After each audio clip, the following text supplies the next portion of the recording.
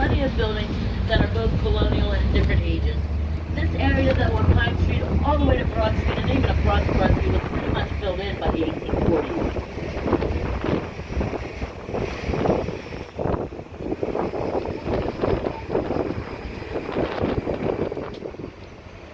And this is a very busy neighborhood. First of all, it is a neighborhood in Philadelphia that's been around for hundreds of years. So there's people that live in this neighborhood, families live in Philadelphia for generations. But there's also people from all kinds of different things going on. So it's a very eclectic neighborhood.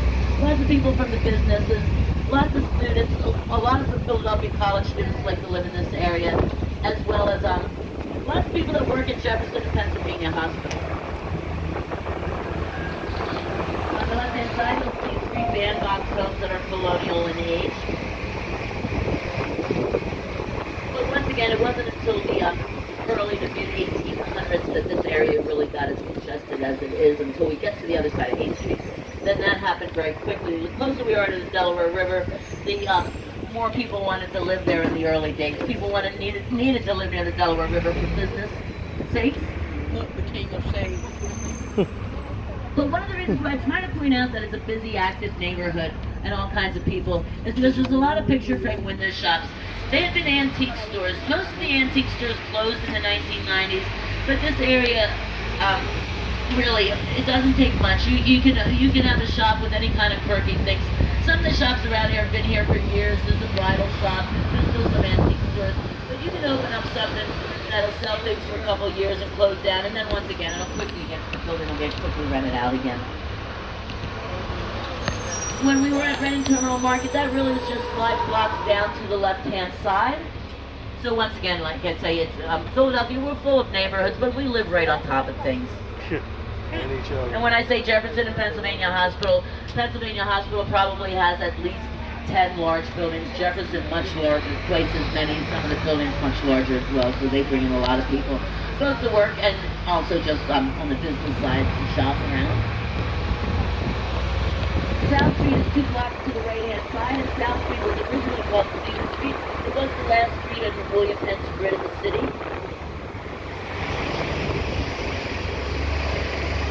We have a stop 21 at 10th and Pine. Anyone for 21 too? Stop for 21, Joe, thanks.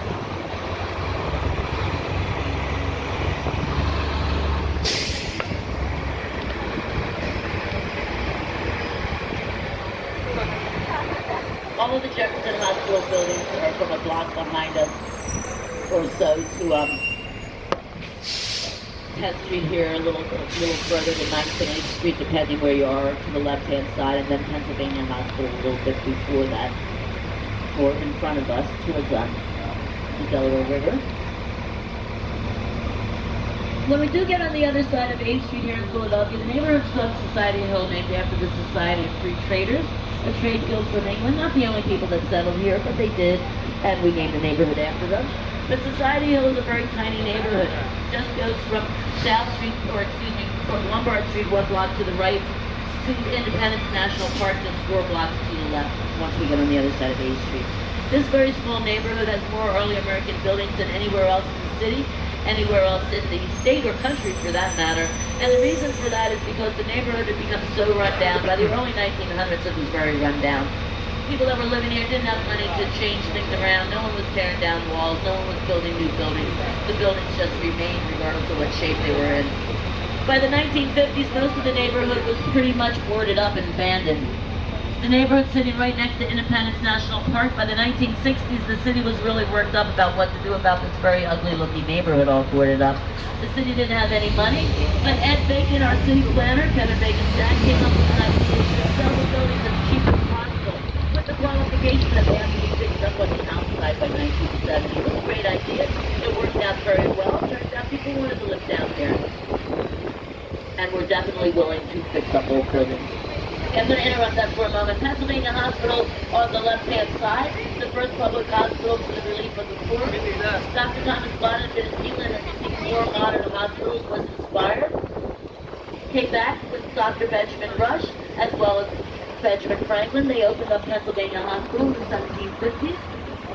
Upstairs, the skylight looked down the operating room on a very sunny day. You might be scheduled for an operation between 11 and 2. They had started actually allowing people to smoke opium or drink whiskey for an operation. That was actually a new idea back then in the middle of the 1700s. But if you want to get passed out really quickly, or if you just didn't want to smoke opium or drink whiskey, you could let them pop you in the back of the head with a mallet. The only problem with the mallet is that if you woke up during the operation, they couldn't leave you in the mallet again, with the mallet again. It might kill you or put you in a coma. But that's okay. A good surgeon back in the 1700s, certainly before that time where they allowed people to smoke opium, if they were considered a good surgeon, they probably could do an operation in about 15 minutes. Let me warn people, plucking trees, if you see a tree with a little heart-shaped leaf and little berries, little round berries that look about the size of cherries, don't touch them. Yeah. I hate to tell you what those berries smell like. You can touch all the other trees. I don't mind you touching trees. I just don't want you to get the sticky berries on your fingers. They're called ginkgo trees. Some people call them stinko ginkgos. If you have enough, we'll learn a whole block to smell. If I if you pass one, I'll show you. Dang. Oh, that's cute. As I say something like that, you know it's not going to be long. I have to interrupt myself. Going through the light on the right-hand side is Mother Bethel Church, the first African Methodist Episcopal Church, founded by Reverend Richard Allen in 1791. I shouldn't say church, I should say congregation. That's actually the third church they built on that property. A little synagogue on the left-hand side coming up. It's just one of the row homes. There's other synagogues in the neighborhood, but this one I passed on my tour, and I just like it because it's a little one of row home. Coming up on the right-hand side, Old Pine Street Presbyterian Church, known as Church of the Patriots. Because of two reasons. One, there's a lot of revolutionary soldiers right here. Also, the church itself was very active during the Revolution. The church on the left-hand side, which had been a Lithuanian Catholic church. I don't know when it closed. When the British occupied Philadelphia, they were not too cool. They actually used Pine Street as a stable. They burned pews for firewood. And of course, they used a lot of buildings, including Pine Street, for a hospital, which was a little more understandable. But the British had a lot of contempt for Americans, even though a lot of these families were British. If you weren't actually a wealthy, and let me point out, wealthy loyalists, they didn't really have the time to name. But during the occupation of Philadelphia, if you were a wealthy loyalist, you had a grand old time. When the British left Philadelphia, about 5,000 citizens, and that's a big portion of only 35,000 people in Philadelphia, went with them. Many of those people ended up coming back. Some of the places didn't turn out to be quite to their cup of tea. Some people went back to England, some people went to the Bahamas, some people went to Canada, Nova Scotia. Come on, there's nothing like Philadelphia. I've been a kid around a lot of loyalist states. A lot of our ancestors were loyalists, and if we don't happen to know our history, we may not know what side they were of. Anyone for South 22 South Street, folks? Nobody for 22, Joe, thanks. 2 blocks to the right, South Street. This is 2nd and South. Between Front Street and probably about 8th Street, full of restaurants and shops. Philadelphia's population about 101.6 million. If you want to know how many teenagers come on a weekend night and count them, they're all up here. This is New Market. This was built in 1745. The main pavilion market of Philadelphia went down Market Street from Front to 4th Street. There were also all kinds of mercantile buildings there, but the city was growing a lot very quickly near the Delaware River. They just needed for space. The massive ship is the Bouchelot Seneca word for fearless, and that is a restaurant on the Delaware River. If you've ever seen the second Godfather movie, it's in the very beginning of the movie. There's no buildings on Front Street on the east side because they took them all down, cut the hill off, and dug out the Highway 95. As we're coming down the hill here, we're at stop 23 for the Vietnam War Memorial. Anyone for 23? No one for 23, Joe, thanks. 64 students from Thomas Edison Public High School died in the Vietnam War, the most from any public high school. 27 from 2 different private schools that happened to tie for the most from any private schools died here in Philadelphia. Very sad coincidence. Belgian blocks. This looks like you don't need them. DC.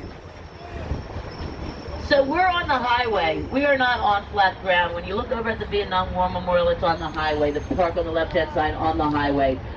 The Delaware River is 600 feet across here in Center City to Camden, New Jersey. Nowhere near as wide as it was originally. They did everything they could, adding landfill to get flat land space. But we call Penn's Landing the park here, or excuse me, we call the park here Penn's Landing. It's a mile and a half long with a wide brick walkway along the Delaware River. The yellow stacks, that's the Olympia, the flagship of Admiral Dewey during the Spanish-American War, a transport ship in World War I. They do tours here.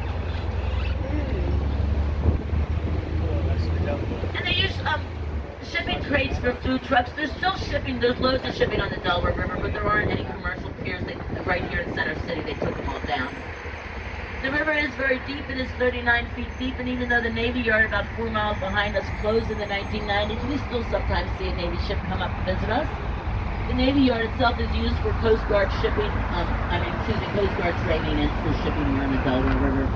But it is 39 feet deep, full of whirlpools. Sometimes people ask me, is it polluted? It's a lot less polluted, and I think most waterways are than they had been many years ago. But it's 39 feet deep with lots of whirlpools. I don't know if it matters personally anymore, because if you jump in, I don't think you're coming back out. You can't see it because of the trees. There's a masted ship. It's a small, tall ship. It's the Gazelle, Philadelphia's tall ship. Our Seaport Museum's around the corner of the Hilton Hotel. And on the left-hand side, these 3 apartments named after the Neighborhood Society Hood Towers were designed by I.M. Pei, the architect that designed the pyramid outside of the Louvre, also Cleveland's Rock and Roll Hall of Fame. They do sit on a hill. They sit on Dock Street Hill. Front Street Hill itself comes down to a low point here, or a fairly low point. Lots of shipping came and went all around Dock Street as well as Front Street. Now, the Delaware River is the entire border between New Jersey and Pennsylvania. Behind us, we would go past the state of Delaware into the Atlantic Ocean. In the other direction, the Delaware River starts in the state of New York. Anyone for stop 24 here, the Marriott, the Hilton at Penn's Landing, folks? Nobody, Joe thinks. At the end of this park on the left-hand side is our Korean War Memorial.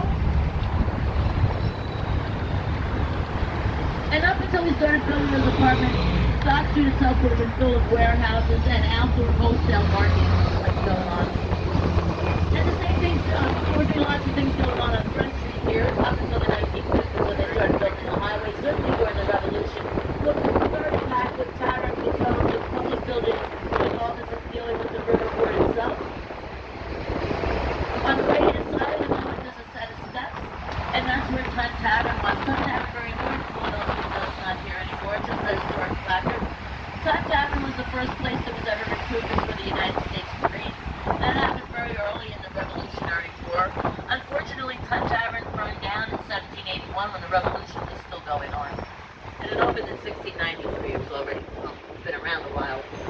So we're going to be back on Penn's Landing. This is the great plaza for concerts, for movies, for ice cream and food, beer festivals. So we do have a ship visit our too. On the right-hand side, our Seaport Museum, and over the river is the battleship New Jersey, which you can't visit. It doesn't have its engine side. The most decorated battleship in the United States, commissioned during World War II, remained in service until 1991. You can also go over there and visit Adventure Grand on the Kansas waterfront. Things are looking kind of messy here. It had been a roller skating rink and a carnival here, but they're changing things over. It's going to be an ice skating rink and more of a wintertime carnival going on. But right now it's kind of in between stuff. I'm sorry? No, that would be in New York. This is the Delaware. Not to be all cold at you, but you know, we're Pennsylvania, we're cold up. It's the Delaware, you know. Yo, no Hudson here. No. Anyone for this last stop on Penn's Landing, folks? No one, Joe, thanks. Right by the Benjamin Franklin Bridge over there, they actually took a pier like they built this apartment building on and actually made a park on it. We really love building parks. So on the right-hand side is Maine, on the left-hand side is Florida. We don't care where it's Philadelphia. A beautiful statue of the Mountain Indian Chief on the left, and you can just see the top of the steeple of Christ Church. This was the tallest building in the colonies, and they put the steeple up there. It didn't have a lot of competition. Christ Church founded in 1695, the building completed in the 1730s. And we are down on Market Street. We're actually also back in Independence National Park, so please keep in mind that all these restaurants are here. Chestnut Street, where all the public buildings and museums, or blocks to the right. Anyone for Stop 26 Peter and Trace Church, that's what I'm dressed, folks. We got people getting off here, please, Joe. Sorry. There's Sonny's cheesesteaks, there's Campo's cheesesteaks, there's delis, there's burgers, there's pizza, there's sit-down restaurants. There's a couple more on the fine dining side, but this is a very laid-back, chilled-out, cool area. If you, thank you, folks. If you came here for a bite to eat, or if you enjoy a beverage, you're likely to meet people from Philadelphia or visitors all at the same time. Like I said, Philadelphia, large city. We have lots of neighborhoods, but we live right on top. I just need to check quickly if there's a transportation to the airport from here. If I don't know if anyone's even going to be at the stop when we get to the last stop, but we can find out. But not here while I'm giving the tour. I really can't do anything for you. Big slices. Benjamin Franklin built a large home between Market and Chestnut Street, the next block on the left-hand side, in a courtyard. It's not there though. His grandchildren toured down the road. We showed them something. We toured down their own homes. This series of old buildings that stand right in front of the courtyard one, which is a post office. It is a functioning post office. Benjamin Franklin was our first postmaster, and also been postmaster for Great Britain.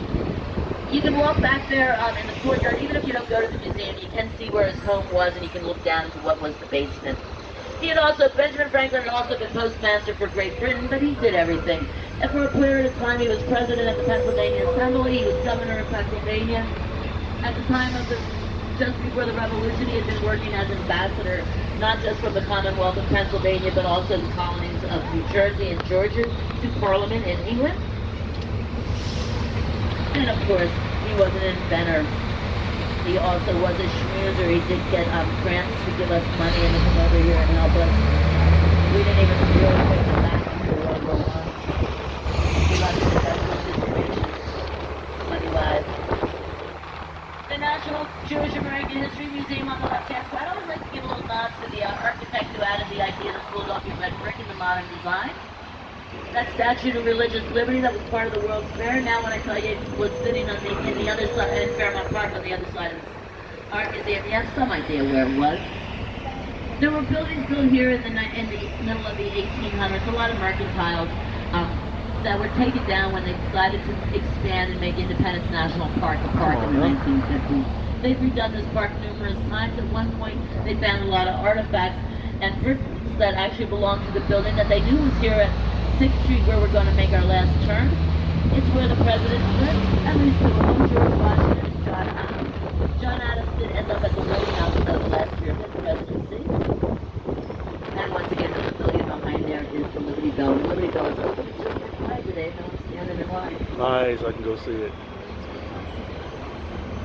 So you can ask, when we get here, ma'am, you can ask the gentleman in the white shirt when we get off the bus if there's a thing. Well, he may very well be able to get a van to pick you up to take you to the airport. But once again, he's standing up here with the microphone. I'm not able to do anything about it at the moment. But we are where we're at our last stop, folks, and we hope you're having a good time in Philadelphia. I mean me and my partner in crime, Joe, the bus driver. And he is a wonderful bus driver. I don't get to drive with him much, but we are partners today. And if you did have a good time and you feel so inclined, we are more than grateful for, thankful for any sort of gratuity, all of which we split 50-50. That is at the beginning of the tour. If you want to go on the next bus, the last bus leaves at 4 o'clock. If you want to go on the tour again, folks, the last bus is the red bus at the corner. And I'm not running away from you folks if anyone has